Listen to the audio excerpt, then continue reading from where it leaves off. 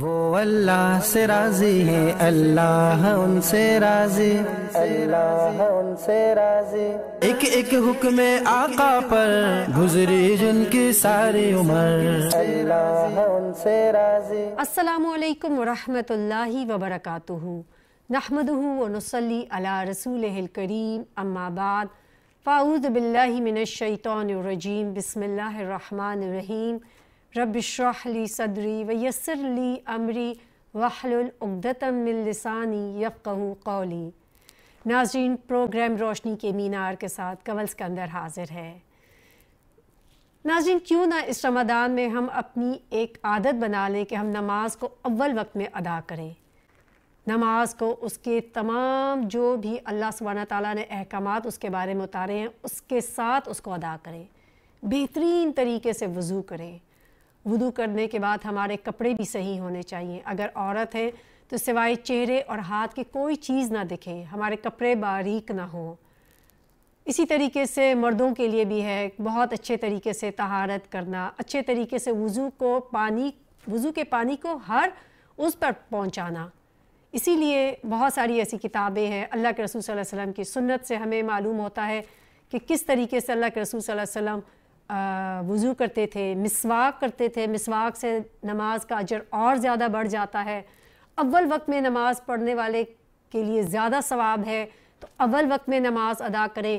نماز کو بہت خوبصورتی سے، خشوع و خضوع کے ساتھ اللہ کا قرب حاصل کرنے کے لیے، یعنی جب ہم نماز پڑھیں تو ہمیں اس چیز کا احساس ہو کہ ہم اللہ کو دیکھ رہے ہیں، اور اگر یہ نہیں تو یہ یاد رکھیں کہ اللہ ہمیں دیکھ رہا ہے۔ نماز میں بہت زیادہ حرکتیں کرنا اور اپنے ہاتھوں کو ہلانا یا بار بار اپنے دوپٹے کو ٹھیک کرنا یا کھجلی کرنا، ان تمام چیزوں سے بچنا چاہیے، پرہیز کرنا چاہیے۔ جب انسان کو اس چیز کا احساس ہو جائے کہ میں اللہ کے سامنے کھڑا ہوں، وہ رب جو تمام لوگوں سے بڑھ کر ہے، جو رب الکائنات ہے، رب العالمین ہے، تو ہمارے اوپر ویسے ہی ایک خوف کی کیفیت طاری ہو جاتی ہے۔ ایک تابعی کے بارے میں کہا جاتا تھا کہ جب وہ وضو کرتے تھے تو ان کے اوپر ایک کپکپاہٹ سی طاری ہو جاتی، تو ان سے پوچھا کہ آپ اتنے کیوں گھبرا جاتے ہیں؟ تو انہوں نے جواب دیا، کیا تم نہیں جانتے کہ میں کس کے سامنے کھڑے ہونا جا رہا ہوں؟ تو ناظرین، ہم سب اگر کر نہیں سکتے تو کوشش کریں، اپنی جو ہم تلاوت کریں ان الفاظ پر غور کریں، اپنی سورۃ الفاتحہ پہ غور کریں، جو دعائیں مانگ رہے ان پہ غور کریں، ان کے معنی جانیں، تاکہ ہماری نمازوں کے اندر ایک کیفیت، ایک خشوع، ایک خضوع، ایک اللہ کا قرب شامل ہو جائے۔ اور یہ سب آپ کو صحابہ کی زندگی میں بہت آسانی سے مل جائے گا، اور بہت ساری ایسی جو ہیں احادیث بھی ہیں جن میں بہت اچھے طریقے سے ہمیں بتایا گیا ہے کہ کس کس طریقے سے ہم اچھے طریقے سے وضو کر سکتے ہیں، اپنی نمازوں کو کیسے بہتر سے بہتر بنا سکتے ہیں۔ ناظرین، چونکہ پروگرام جو ہے وہ صحابہ اور صحابیات کی زندگی پر ہے، تو آج جس صحابیہ کے بارے میں ہم بتائیں گے ان کا نام ہے ام عمارہ رضی اللہ عنہا۔ ناظرین، آپ کا نام نصیبہ تھا اور آپ کے والد کا نام کعب تھا۔ آپ کا بھی تعلق انصار کے ایک قبیلے سے تھا۔ زمانے جاہلیت میں ام عمارہ کی شادی ایک شخص زید بن عاصم کے ساتھ ہوئی تھی، جس سے ان کے بیٹا پیدا ہوئے تھے جس کا نام حبیب رکھا گیا تھا۔ دونوں کو اللہ کے رسول صلی اللہ علیہ وسلم کے صحابی ہونے کا شرف حاصل ہوا۔ جب ان کے پہلے شوہر کا انتقال ہو گیا تو انہوں نے دوبارہ دوسری شادی کر لی، جو صحابی رسول صلی اللہ علیہ وسلم تھے، جن کا نام حضرت غزیہ بن عمر تھا۔ ان سے ان کے 2 بچے پیدا ہوئے تھے، تمیم اور خولہ۔ حضرت ام عمارہ یعنی نصیبہ جو تھی، انہوں نے وہ صحابیہ تھی جنہوں نے بہت ہی اول وقت میں اسلام قبول کر لیا تھا۔ ناظرین، اللہ کے رسول صلی اللہ علیہ وسلم ابھی خود مکہ سے مدینہ ہجرت کر کر نہیں گئے تھے۔ آپ نے اپنے جانے سے پہلے اپنے ایک صحابی مصعب بن عمیر کو مدینہ بھیج دیا۔ چونکہ ہم یہ سیریز صحابہ کی زندگی کے بارے میں کر رہے ہیں تو کچھ نام ہمیں ضرور یاد ہونے چاہیے۔ تو مصعب بن عمیر وہ صحابی تھے جو مدینہ اللہ کے رسول صلی اللہ علیہ وسلم سے پہلے آ گئے، اور بہت سارے انصار، صحابہ اور صحابیات نے انہی کے ہاتھ پر بیعت کر کے اسلام قبول کیا۔ آپ سب لوگوں کو دین کی تعلیم دیتے تھے، قرآن کی آیات سکھاتے تھے، اللہ کے احکامات بتاتے تھے، اور ان کو دین اور شریعت کے بارے میں متعارف کرتے تھے۔ ناظرین، سیدہ نصیبہ رضی اللہ عنہ اور ان کے شوہر سیدنا غزیہ رضی اللہ عنہ، انہوں نے اپنے بیٹوں عبداللہ، حبیب اور ان کے لیے نظر مانی ہوئی تھی کہ وہ اسلام کے جھنڈے تلے جو ہے اپنی جان کے نذرانے پیش کریں گے۔ ناظرین، جب انسان کے مقاصد بڑے ہوتے ہیں تو اس کی کوشش بھی بڑی ہوتی ہے، اس کے لیے بہت بڑی قربانی بھی چاہیے ہوتی ہے۔ تو انہوں نے چونکہ یہ ایک منت مانی تھی تو اللہ تعالیٰ نے پھر ان کو بہت ہی اپنی زندگی میں بہت سارے ایسے مواقع دیے کہ جس میں انہوں نے اپنی جان کے نذرانے پیش کیے۔ سیدہ ام عمارہ رضی اللہ عنہا کے بارے میں کہا جاتا ہے کہ یہ جب جنگ میں شامل ہوتی تھی مشرکین مکہ کے خلاف یہ ایسے کھڑی ہو جاتی تھی کہ جیسے ایک بہادر سپاہی کھڑا ہو جاتا ہے۔ اگر آپ دیکھیں کہ ہم نے پہلے جانا تھا کہ باقی جتنی بھی عورتیں جنگ میں جب شریک ہوتی تھیں تو وہ سپاہیوں کی مرہم پٹی کرتی تھیں، پانی پلاتی تھیں، لیکن یہ ان کاموں کے علاوہ جو ہے جب یہ میدان میں اترتی تھیں تو اپنے تلوار کے جوہر بھی دکھاتی تھیں۔ ناظرین، جب حج کا موقع آیا تو مدینہ سے کوئی 70 کے قریب جو ہیں وہ صحابہ اور 2 صحابیات جو تھی وہ خاص مکہ گئے تھے، اور وہاں پہ اللہ کے رسول صلی اللہ علیہ وسلم کے ہاتھ پر انہوں نے دوسری بیعت کی تھی اور اللہ کے رسول صلی اللہ علیہ وسلم سے ملاقات کی تھی، اور اللہ کے رسول صلی اللہ علیہ وسلم نے آپ کو دین کے بارے میں بتایا۔ جب ان کی اللہ کے رسول صلی اللہ علیہ وسلم سے ملاقات ہوئی تو آپ صلی اللہ علیہ وسلم کے چچا سیدنا عباس بن عبد المطلب آپ صلی اللہ علیہ وسلم کے پاس بیٹھے ہوئے تھے، جبکہ یہ وہ وقت تھا کہ ابھی وہ خود اسلام لے کر نہیں آئے تھے۔ جب تمام صحابہ نے بیعت کر لی تو حضرت ام عمارہ کے شوہر نے آپ صلی اللہ علیہ وسلم سے فرمایا کہ آپ صلی اللہ علیہ وسلم ہمارے ساتھ 2 خواتین بھی آئی ہیں جو آپ کے ہاتھ پر بیعت کرنا چاہتی ہیں۔ تو اللہ کے رسول صلی اللہ علیہ وسلم نے فرمایا کہ میں جس چیز پر میں نے تم سے بیعت لی ہے میں ان سے بھی ان تمام احکامات پر بیعت لیتا ہوں، لیکن میں عورتوں سے مصافحہ نہیں کرتا۔ اس سے مراد یہ تھی کہ اللہ کے رسول صلی اللہ علیہ وسلم عورتوں سے ہاتھ نہیں ملاتے تھے۔ ناظرین، حضرت ام عمارہ ان تمام عورتوں میں سے وہ خوش قسمت عورت تھی کہ جب وہ بیت العقبہ پر گئی تو اس بیت میں آپ کے شوہر، آپ کے دونوں بیٹے آپ کے ساتھ شامل تھے اور اللہ کے رسول صلی اللہ علیہ وسلم سے انہوں نے بیعت لی تھی۔ ان کے بارے میں مزید معلومات جانتے ہیں ایک بریک کے بعد۔ السلام علیکم ورحمۃ اللہ وبرکاتہ۔ وہ اللہ سے راضی ہے، اللہ ان سے راضی، اللہ ان سے راضی۔ ایک ایک حکم آقا پر گزری جن کی ساری عمر، اللہ ان سے راضی۔ وہ اللہ سے راضی ہے، اللہ ان سے راضی، اللہ ان سے راضی۔ ایک ایک حکم آقا پر گزری جن کی ساری عمر، اللہ ان سے راضی۔ السلام علیکم ورحمۃ اللہ وبرکاتہ۔ ویلکم بیک ناظرین۔ ناظرین، بریک پر جانے سے پہلے ہم حضرت ام عمارہ رضی اللہ عنہا کی زندگی کے بارے میں جان رہے تھے۔ ناظرین، جب اللہ کے رسول صلی اللہ علیہ وسلم مدینہ کی طرف ہجرت کر آئے تو اس وقت حضرت ام عمارہ کی عمر 40 سال تھی۔ وہ اپنے جنگ احد میں شامل ہونے کا واقعہ خود سناتی ہیں۔ وہ کہتی ہیں کہ جب میں صبح میدان احد کی طرف روانہ ہوئی تو میں لوگوں کو دیکھ رہی تھی کہ وہ کیا کر رہے ہیں۔ کہتے میرے پاس ایک مشکیزہ تھا جس میں پانی تھا۔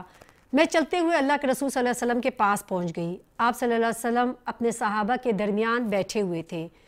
کہتے ہیں پہلے مرحلے میں مسلمانوں کا پلہ بھاری تھا، پھر اس کے بعد جب مسلمانوں کے اندر بہت ہی بغدر مچ گئی تو کہتی ہے میں رسول صلی اللہ علیہ وسلم کا دفاع کرنے کے غرض سے میدان جنگ میں دشمنوں پر تلوار سے حملہ آور ہوئی، اور میں نے اس جنگ میں تیر کمان کا بھی استعمال کیا، اور لڑائی میں بھی میں زخمی ہو گئی تھی، اور کہتے ہیں میں اس لڑائی میں زخمی بھی ہو گئی تھی۔ ناظرین، سیدہ ام سعد رضی اللہ عنہا ایک دن اپنی خالہ کے پاس گئیں اور ام عمارہ سے پوچھا کہ آپ کے کندھے پر یہ گہرا زخم کیسے ہوا، یہ کس نے لگایا ہے؟ تو کہنے لگی کہ جنگ کے دوران جب لوگ بکھر گئے تو ایک مشرک جو ہے وہ چیختا ہوا آیا اور کہنے لگا کہ مجھے بتاؤ کہ محمد کہاں پر ہیں تاکہ میں ان کا کام آج تمام کر دوں، یا آج وہ بچ کر جائیں گے یا میں بچوں گا۔ کہتے ہیں یہ دیکھ کر تمام لوگ جو ہے مصعب بن عمیر اور تمام مجاہدین اللہ کے رسول صلی اللہ علیہ وسلم کے قریب آ گئے۔ کہتے ہیں کہ اس مشرک نے مجھ پر ایسا ایک وار کیا کہ میرے یہ بازو پر کندھے پر اتنا گہرا زخم آ گیا، لیکن میں نے بھی اس کو چھوڑا نہیں اور میں نے اس کا کام تمام کر دیا۔ اللہ کے رسول صلی اللہ علیہ وسلم ان کی تعریف فرماتے ہیں کہ غزوہ احد میں آج نصیبہ بنت کعب کا مقام فلاں اور فلاں کے مقام اور مرتبے سے زیادہ بہتر ہے۔ ناظرین، صحابیہ فرماتی ہیں کہ جنگ احد میں جس طرح انتہائی جوش اور ولولے کے ساتھ حضرت عمارہ دشمنوں کے ساتھ لڑ رہی تھیں کہ انہوں نے اپنی کمر کے اوپر ایک پٹکا باندھ رکھا تھا، اور جنگ کے دوران ان کو کوئی 13 زخم آئے تھے غزوہ احد میں، اور پھر 1 سال تک یہ اپنے اس کندھے پہ لگے ہوئے گہرے زخم کا علاج کرواتی رہی تھیں۔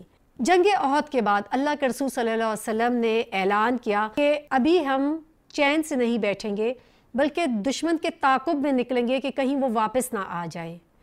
اس حمراء الاسد کی طرف تمام مجاہدین جو ہیں وہ پیش قدمی کریں۔ عمارہ بھی ان لوگوں میں شامل تھی کہ جنہوں نے غزوہ احد میں شرکت کی تھی، لیکن یہ اپنی تکلیف، ناظرین، عمارہ ان خوش قسمت لوگوں میں سے تھی کہ اللہ کے رسول صلی اللہ علیہ وسلم نے غزوہ احد میں ان کے لیے دعا کی تھی۔ انہوں نے اللہ کے رسول صلی اللہ علیہ وسلم سے گزارش کی کہ آپ ہمارے لیے دعا کریں کہ اللہ تعالیٰ ہمیں جنت میں آپ کا ساتھ دیں۔ تو اللہ کے رسول صلی اللہ علیہ وسلم نے آپ کے لیے دعا کی تھی۔ کہتی ہیں اب مجھے دنیا کی کسی مصیبت کی کوئی پرواہ نہیں، کیونکہ وہ دعا ان کے لیے بہت ہی ایک بڑا انعام تھا۔ ان کا بیٹا عبداللہ بھی اس جنگ میں شریک تھا غزوہ احد میں، اور یہ اسی جنگ میں ان کا بیٹا زخمی ہو گیا۔ انہوں نے اپنے بیٹے کی پٹی باندھی اور کہا کہ بیٹا اب تمہارے زخم پر مرہم پٹی کر دی گئی ہے۔ یہ موقع بیٹھ کر زخم دیکھنے اور اپنے اندر احساس کمتری پیدا کرنے کا نہیں ہے۔ دیکھو، خود اللہ کے رسول صلی اللہ علیہ وسلم میدان جنگ میں موجود ہیں، تمہیں زخموں کو دے کر اپنے اوپر ضعف یا کمزوری کے آثار پیدا کرنا تمہیں یہ چیز زیب نہیں دیتی۔ جاؤ پوری قوت سے دشمن سے ٹوٹ پڑو، یا اپنے آپ کو ختم کر لو، یا اسلام کے دشمنوں کو نیست و نابود کر دو۔ ناظرین، اس بات سے ہمیں کیا سمجھ آتا ہے؟ کتنی ایک بہادر خاتون ہے، اپنے بیٹے کو کس طریقے سے اس کے جذبات کو بہا رہی ہیں۔ جب اسلام کو ان کے بیٹے کی اور اس وقت اس بہادری کی ضرورت ہے، اس وقت کسی کمزوری کی وجہ سے اسلام کو نقصان ہو رہا تھا، تو اپنے بیٹے کی ہمت بڑھاتی ہیں، ان کو موٹیویٹ کرتی ہیں کہ دیکھو اللہ کے رسول صلی اللہ علیہ وسلم بھی اس جنگ میں ہے، یعنی ان کی ہمت بڑھانے کے اللہ کے رسول صلی اللہ علیہ وسلم کی مثال دے رہی ہیں۔ اس طریقے سے ہمیں بھی اپنے بچوں کو موٹیویٹ کرنا ہے زندگی میں، ان لوگوں کی مثال دے کے کہ جنہوں نے زندگی میں بہت بڑے بڑے کارنامے کیے ہیں، جنہوں نے آگے بڑھ کر اللہ کے رسول صلی اللہ علیہ وسلم کے لیے دفاع کیا تھا۔ اس کے لیے صحابہ کی زندگی ہمارے لیے بہت بڑی ایک نمونہ ہے، کس طریقے سے صحابہ جو ہیں اللہ کے رسول صلی اللہ علیہ وسلم کے ساتھ کھڑے ہوتے تھے اور کس طریقے سے انہوں نے اپنے دین کا دفاع کیا، تبھی آج ہم تک یہ دین پہنچا ہے۔ یہاں پر ایک لیتے ہیں چھوٹی سی بریک، واپس آ کر عمارہ رضی اللہ عنہا کے بارے میں مزید جانیں گے۔ السلام علیکم ورحمۃ اللہ وبرکاتہ۔ وہ اللہ سے راضی ہے، اللہ ان سے راضی، اللہ ان سے راضی۔ ایک ایک حکم آقا پر گزری جن کی ساری عمر، اللہ ان سے راضی۔ وہ اللہ سے راضی ہے، اللہ ان سے راضی، اللہ ان سے راضی۔ ایک ایک حکم آقا پر گزری جن کی ساری عمر، اللہ ان سے راضی۔ السلام علیکم ورحمۃ اللہ وبرکاتہ۔ ویلکم بیک ناظرین، بریک پر جانے سے پہلے ہم غزوہ احد میں حضرت عمارہ اور ان کے بیٹے، ان کے تمام بہادریوں کے کارنامے سن رہے تھے۔ ناظرین، اس کے کچھ عرصے بعد غزوہ خیبر ہوئی۔ اس غزوہ میں تھوڑی سی ہی خواتین جو ہے ان کو شامل ہونے کی اجازت دی گئی تھی، جن میں عمارہ رضی اللہ عنہ کا بھی شمار ہوتا ہے۔ اللہ کے رسول صلی اللہ علیہ وسلم جب یہ خیبر کی جنگ جیت کر واپس آئے تھے تو آپ نے سب لوگوں کے اندر مال غنیمت تقسیم کیا، اور اس میں عمارہ فرماتی ہیں کہ مجھے کچھ برتن، بعض کپڑے اور 2 دینار غنیمت میں ملے تھے۔ ناظرین، سیرت نگار کہتے ہیں کہ غزوہ حنین میں 4 عورتیں صرف شریک ہوئی تھیں، اور ان میں عمارہ کا نام بھی شامل ہے۔ جب حضرت ابو بکر صدیق رضی اللہ عنہ کا دور آیا تو یمامہ کے علاقے میں مسلمہ کذاب نے بڑا فتنہ برپا کر دیا۔ یہ شخص مرتد ہو گیا اور ساتھ ہی اس نے جھوٹی نبوت کا دعویٰ کر دیا۔ بہت ظالم انسان تھا۔ اس کی قوم کے کوئی 40,000 افراد بھی اس کے ساتھ تھے۔ ایک مرتبہ عمارہ کے بیٹے حبیب بن زید عمان سے مدینہ کی طرف جا رہے تھے کہ راستے میں مسلمہ کے ہاتھ لگ گئے۔ ایک روایت کے مطابق اللہ کے رسول صلی اللہ علیہ وسلم نے ان کو ایلچی بنا کر بھیجا تھا۔ جب مسلمہ کے سامنے پیش کیے گئے تو اس نے حضرت حبیب بن زید رضی اللہ عنہ سے پوچھا، کیا تم گواہی دیتے ہو کہ محمد صلی اللہ علیہ وسلم اللہ کے رسول ہیں؟ انہوں نے فوراً جواب دیا ہاں۔ اب اس نے پوچھا کہ کیا تم گواہی دیتے ہو کہ میں بھی اللہ کا رسول ہوں؟ تو عمارہ کے اس بہت ہی جرات مند اور عظیم بیٹے نے جواب دیا کہ میرے کانوں میں تکلیف ہے، میں نے تمہاری بات نہیں سنی۔ مسلمہ کذاب نے پھر پوچھا، کیا تم گواہی دیتے ہو کہ محمد صلی اللہ علیہ وسلم اللہ کے رسول ہیں؟ تو انہوں نے فوراً جواب دیا ہاں۔ اب جب اس سے اپنے بارے میں پوچھا کہ کیا میں بھی اللہ کا رسول ہوں، تو انہوں نے پھر کہا، میں نے تمہیں بتایا ہے کہ میں بہرا ہوں، میں نے تمہاری بات نہیں سنی۔ جب مسلمہ نے بار بار اپنی بات کو دہرایا لیکن حضرت حبیب اپنی بات پر ثابت قدم رہے تو اس نے حکم دیا کہ ان کے ایک ایک اس کو کاٹ دیا جائے، اور اس طریقے سے حضرت حبیب کو بہت ہی بردردی سے شہید کر دیا گیا۔ عمارہ کو جب اپنے بیٹے کی شہادت کی اطلاع دی گئی تو بہت تڑپی اور انہوں نے ارادہ کر لیا کہ اب وہ ضرور ان کی شہادت کا بدلہ لیں گی۔ جب حضرت ابوبکر صدیق رضی اللہ عنہ نے حضرت خالد بن ولید کو 4000 مجاہدین کی فوج کے ساتھ مسلمہ کذاب سے جنگ کے لیے روانہ فرمایا تو عمارہ رضی اللہ عنہا نے ان سے جنگ میں شرکت کی اجازت چاہی۔ حضرت ابوبکر صدیق نے ان کو اجازت دے دی۔ روایات سے معلوم ہوتا ہے کہ اس جنگ میں ان کا شوہر اور ان کا بیٹا عبداللہ بھی شامل تھا۔ یمامہ کی جنگ بہت ہی اہم جنگ تھی اور خوب دشمن تیار تھا۔ اس جنگ میں خوب سخت مقابلہ ہوا، 1200 مسلمان شہید ہوئے اور ہزاروں کافر جو ہیں وہ قتل ہوئے۔ ناظرین، عمارہ کا اصل ہدف مسلمہ کذاب تھا کیونکہ وہ ان کے بیٹے کا قاتل تھا۔ یہ تلوار ہاتھ میں لیے ہوئے پورے لشکر کو چیرتی ہوئی آگے بڑھ رہی تھی اور ڈھونڈ رہی تھی مسلمہ کذاب کو۔ جیسے ہی نظر آیا اس کے قریب پہنچ گئی۔ اتنے میں ایک کافر نے ان کے ہاتھ پر ایسی تلوار ماری کہ ان کا ہاتھ کلائی سے گر کر کٹ گیا، لیکن یہ پھر بھی نہیں گھبرائیں اور نہ رکیں، وار کرنے کے لیے آگے بڑھی۔ اس دوران میں 2 تلواریں بیک وقت ہوا میں لہرائیں اور مسلمہ اپنے گھوڑے سے کٹ کر گر پڑا۔ قریب ہی دیکھا تو ان کا بیٹا عبداللہ کھڑا تھا۔ انہوں نے ان سے پوچھا کہ کیا تم نے اس کا قتل کیا ہے؟ تو اس نے کہا کہ میں نہیں جانتا، کیونکہ 2 تلواریں ہوا میں لہرائی تھیں تو میں نہیں جانتا کہ میں نے اس کو قتل کیا ہے کہ کسی اور نے۔ روایت سے یہ بھی معلوم ہوتا ہے کہ مسلمہ کذاب کو وحشی جس نے حضرت حمزہ کا قتل غزوہ احد میں کیا تھا، اس نے اپنے گناہ کا بدلہ چکانے کے لیے کیا تھا۔ ناظرین، اس جنگ میں عمارہ کو کافی سارے زخم آئے تھے اور ان کا ہاتھ بھی کٹ گیا تھا۔ امیر لشکر خالد بن ولید ان کی بہت زیادہ عزت کرتے تھے اور ان کے علاج پر انہوں نے خوب توجہ دی تھی، اور یہ عظیم خاتون اپنے بیٹے کی میت میں مدینہ طیبہ واپس آ گئی، یعنی ان کے ساتھ واپس آ گئی۔ حضرت ابوبکر صدیق رضی اللہ عنہ کے بارے میں کہا جاتا ہے کہ وہ عمارہ کی بہت عزت کرتے تھے، ان کے گھر جاتے تھے، ان کی بیمار پرسی کرتے تھے۔ حضرت عمر فاروق بھی ان کی بہت عزت کرتے تھے۔ ایک دفعہ حضرت عمر رضی اللہ عنہ کے پاس کچھ ملبوسات آئے جن میں ایک بہت ہی قیمتی دوپٹہ تھا۔ لوگوں نے حضرت عمر رضی اللہ عنہ کو مشورہ دیا کہ کیوں نہ آپ یہ اپنے بہو کو دے دیں، تو انہوں نے کہا کہ نہیں، میں یہ اس عورت کو دوں گا کہ جو اس سے زیادہ اس کی اہل ہے۔ تو آپ نے وہ تحفہ عمارہ کو دے دیا کہ وہ اس کی زیادہ حقدار ہیں۔ ناظرین، لوگ کہتے ہیں ہم نے سنا کہ میں میدان جنگ میں جہاں کہیں نظر اٹھاتا مجھے عمارہ ہی نظر آتی تھی، میں نے دیکھا وہ میرے دفاع کے لیے جنگ کر رہی تھی۔ ناظرین، یہ تھی تو عمارہ کی زندگی۔ ان کی زندگی سے ہمارے لیے کیا سبق ہے؟ سخت مشکل حالات میں جب کہ بیٹا شہید ہو جاتا ہے، کہیں بھی آپ دیکھیں کہ وہ پریشان نہیں ہو جاتی، کہیں حواس باختہ نہیں ہوتی، اور صرف ان کی ایک ہی تمنا تھی کہ جنت میں اللہ کے رسول صلی اللہ علیہ وسلم کا ساتھ ملے۔ اور جب ایک ایسے وقت میں کہ اللہ کے رسول صلی اللہ علیہ وسلم ان کے لیے دعا کرتے ہیں، وہ اپنے لیے آخرت ہی مانگتی ہیں۔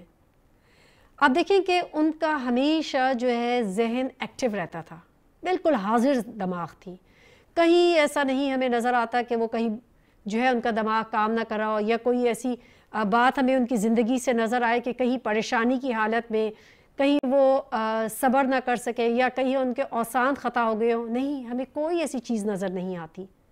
اللہ کے بندے خوف کے وقت بھی سکون میں رہتے ہیں کیونکہ ان کا اللہ سے ایک خاص تعلق ہوتا ہے۔ جب انسان اپنی زندگی کو اللہ کے لیے وقف کرتا ہے تو اللہ تعالیٰ اس کے اوپر سے ہمیشہ خوف اور ملال اور رنج کو دور کر دیتے ہیں۔